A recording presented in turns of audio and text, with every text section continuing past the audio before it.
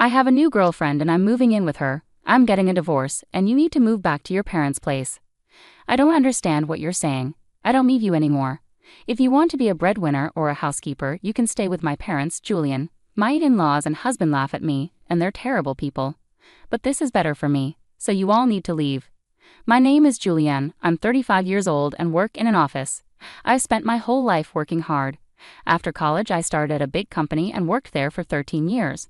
I earned promotions and now, at a young age, I'm a department manager. I have a great boss and a talented team. My work life is great, but my personal life is not. When I was a student, I had a boyfriend, but none after I started working. Concerned about me, a friend threw a dinner party, and that's where I met Jake. He was kind, had a great smile, and was easy to talk to. Since we were the same age, we had a lot in common and enjoyed each other's company. We became friends, exchanged contact information, and started having meals together. Eventually, Jake told me he had feelings for me, and we began dating. We got along really well. Jake proposed, and we got married. I was thrilled to marry the man I loved. Shortly after, I visited his parents. They were very welcoming and kind. Julian, it's wonderful to meet you. We can't believe someone as beautiful as you is marrying Jake, they said, and they were in tears. We're so proud of our son for finding such a good partner. Mom and Dad, stop it. You're making Julianne nervous. Oh, if you really feel that way, you can say it. Yes, it's a compliment, so it's fine. Jake's parents were very friendly and easy to talk to, just like him. Julianne works for a big company, right? Oh, that's great. It's impressive to see a woman who works hard. Are you going to quit your job after you get married? No, I plan to keep working. Well, you have a good job at a good company. That's great. I felt relieved. I had heard from friends that their mothers-in-law often told them to quit their jobs because it was a wife's role to support her husband. So I was happy to see that my future mother-in-law was supportive. After meeting my parents, we got married. I was thrilled about starting our new life together. My husband moved into the house I was living in, and we began our life as newlyweds. I was very happy to be with him all the time and to come home to him after work. 8 months into our marriage, my husband told me he wanted to talk about something. If you don't mind, I'd like us to live with my parents. What do you mean, live together? Yes, they're getting older, and I'm worried about them. I understand how you feel. My parents are about the same age, but my brother and his wife live with them, so I don't have to worry. However, since you're an only child, it makes sense that you're concerned about your parents. Does this mean we'll be living with your parents? Yes, that's right. But do they have a room for us? They use every room for various things. Well, if you're open to it, I think it would be a good idea to renovate my parents' house and turn it into a 2-family home. 2 families? Yes. If we do that, it will be much cheaper than buying a new house. We can have a nice, spacious place while still keeping our privacy. I think that's a great idea. My in-laws are kind, and having separate spaces will make things less stressful. Yes, exactly. Thank you so much. My parents will be thrilled. I was happy to see how pleased my husband was. When my in-laws visited us later, they were very thankful. With such a kind and cheerful family, I felt like managing 2 households wouldn't be so bad. Soon after, my husband and I talked about remodeling his parents' house. The cost would be about $200,000. During our discussion, my husband made a surprising request. Actually, I have a favor to ask. Could you cover the cost of the remodeling? What do you mean, the full amount? Yes. Why? My husband looked very uncomfortable. Actually, we're in debt. I was shocked. Neither he nor his parents had mentioned this when we were dating or when we got married. How much debt do they have? About $250,000. What? I thought it would be a few tens of thousands, but I'm stunned by the amount. I ended up shouting in surprise. It wasn't just a small issue, it was growing and seemed unmanageable. Even if I wanted to help pay it off, it felt impossible. My parents are living on a pension, and the debt was becoming overwhelming. I see, I said, trying to hide my shock and frustration. I had no idea my in-laws were in such financial trouble. Julian, I need a favor. Could you help me pay off my parents' debt? They can't manage it anymore, and my salary isn't enough either. Then isn't it going to be hard to renovate the house and live together as 2 families? No, it's important, so let's go ahead with the plan. You've asked me to cover the cost of the remodeling and your parents' debt. That's $250,000. I know it's a lot to ask, but I want to build a life with you and take care of my parents. I love both them and you. I'm sorry if this seems greedy, but if you really love me, please help. I promise to pay you back little by little. I was very upset. My husband and his parents had no one else to turn to but me. I knew he loved me, but I felt misled. It felt like love had blinded me. Okay, I'll pay for it. I agreed. My husband said, "Thank you so much," and shook my hand. He told his parents, who later came to our house to apologize. My mother-in-law even cried tears of joy. I have to do my best from now on, I thought. I was determined to take on my in-laws' debt. Although I had some savings, I was worried about paying it all at once, so I decided to pay $60,000 upfront and the rest in installments. We all got together to discuss the repayment plan. I explained my plan for installments, and they agreed to it. "Why don't you transfer the money directly to the debt repayment account? We're not very good at handling money, and I'm worried about transferring a large amount," my husband said. My in-laws agreed. It would be complicated for me to transfer the money to their account, and then for them to move it to the repayment account. Since it was a large amount, I didn't want it to get lost, so I agreed to transfer it directly. Once we settled the details, my in-laws looked very relieved. Now we don't have to worry about the monthly debt collection. It's been really scary.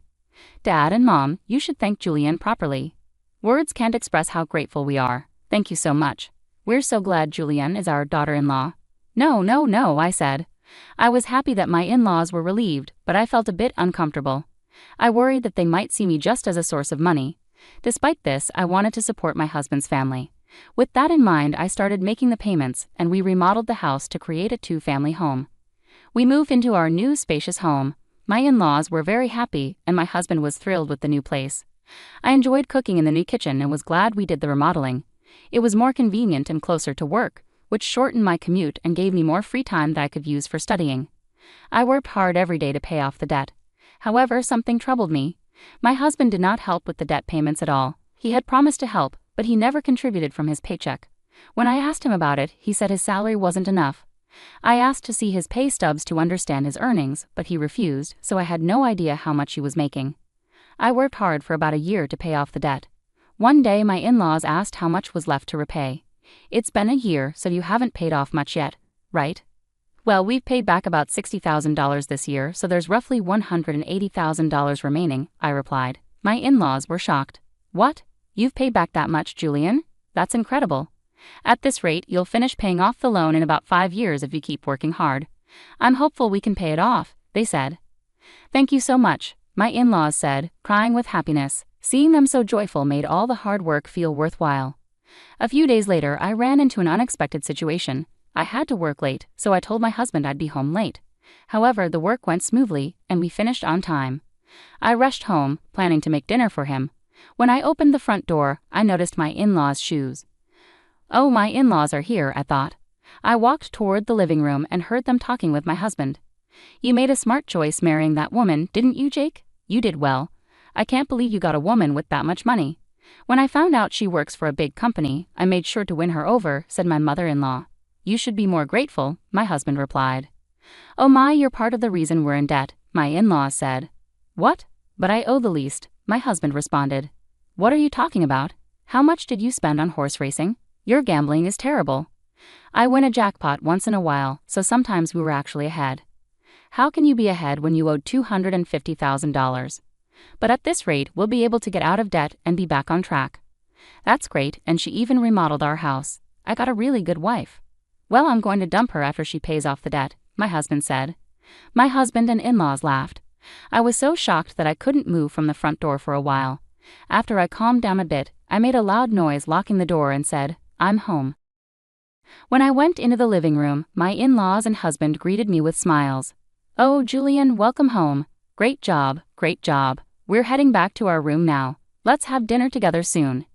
Their gentle smiles felt frightening after hearing their earlier conversation. I was stunned to see my husband pretending to be a good husband with a smile. I questioned why I had been working so hard to pay off their debt. "Didn't you say you had to work late today?" "Yes, but I finished early so I came home to cook dinner."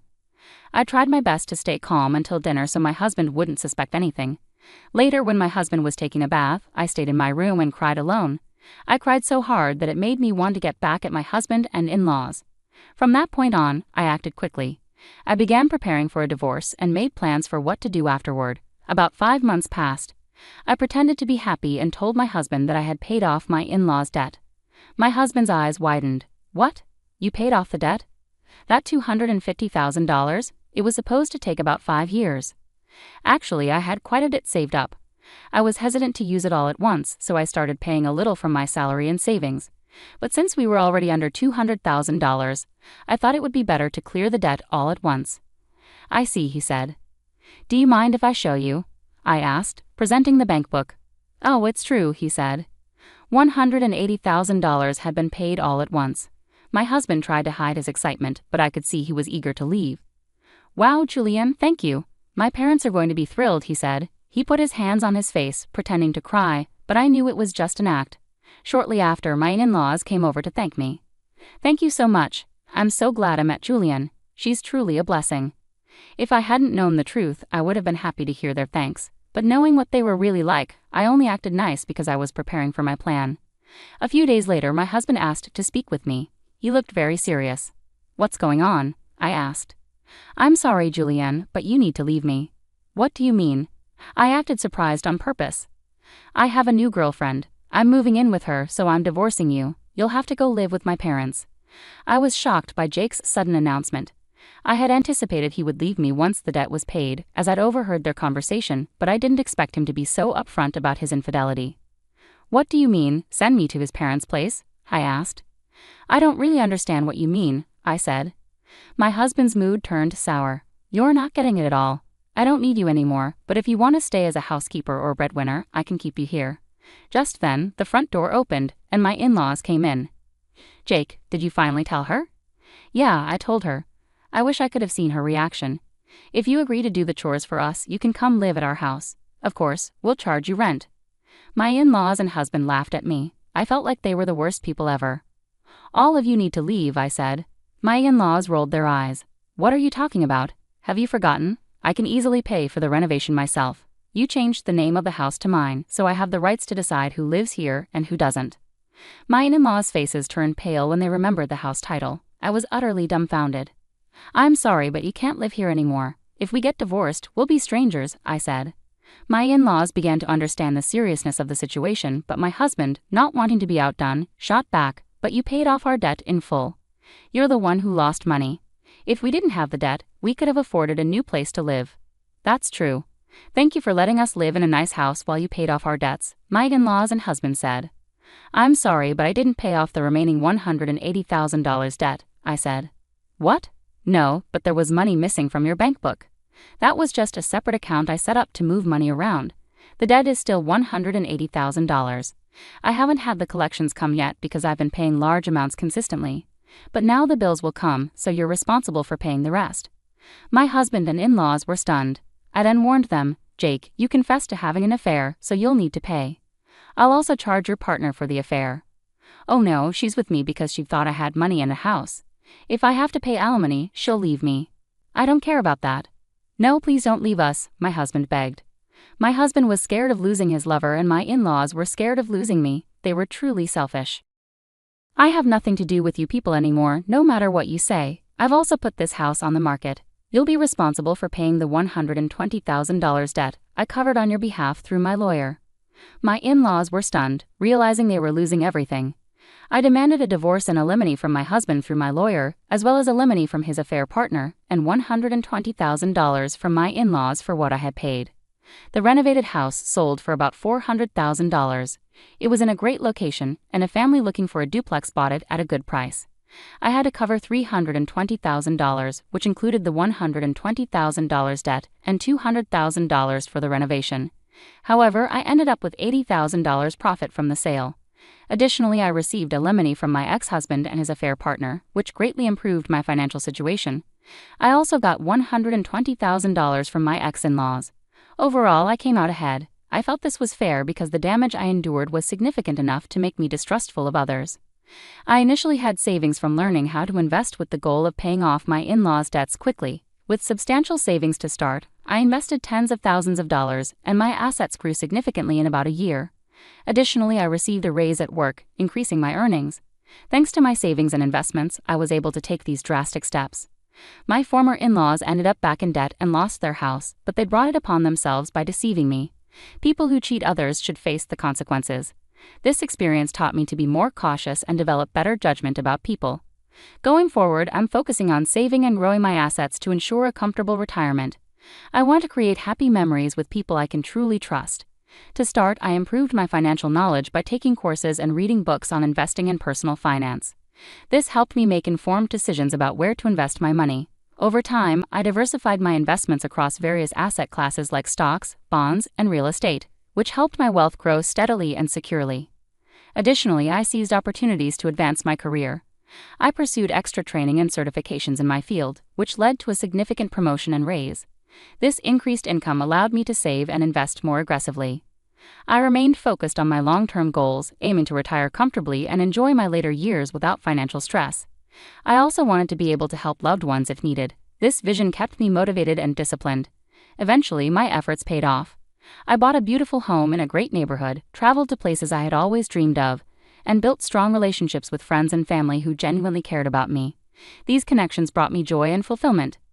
Looking back, I realized that the challenges I faced with my ex-husband and in-laws taught me valuable lessons. They pushed me to become more self-reliant and financially savvy and helped me understand the importance of surrounding myself with trustworthy and supportive people.